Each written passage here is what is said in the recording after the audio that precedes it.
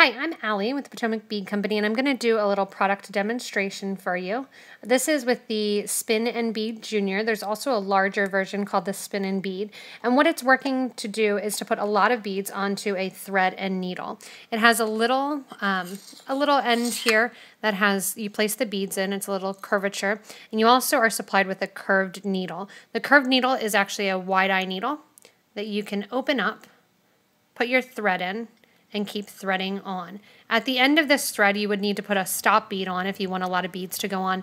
The way that this would work really well is if you're doing any sort of bead crochet or beading onto scarves or anything that you need a lot of beads onto the thread at once.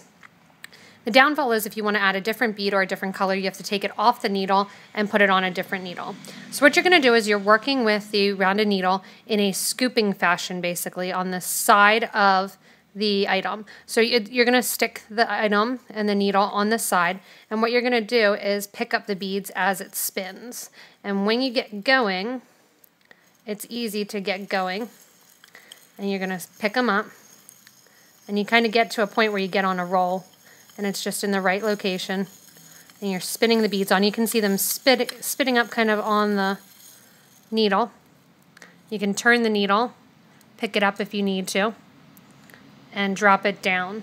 The larger bead spinner does have a larger needle, and it's not quite as flexible, so if you are using a heavier bead, this bead size is an 8/0.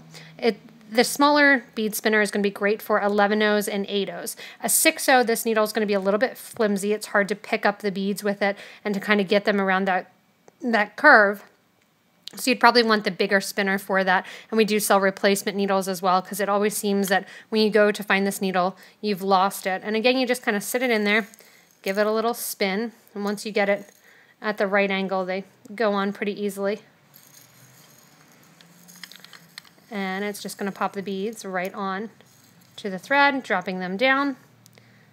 And then you have your beads on your thread. So it's a quick way to get all of your beads onto a long thread.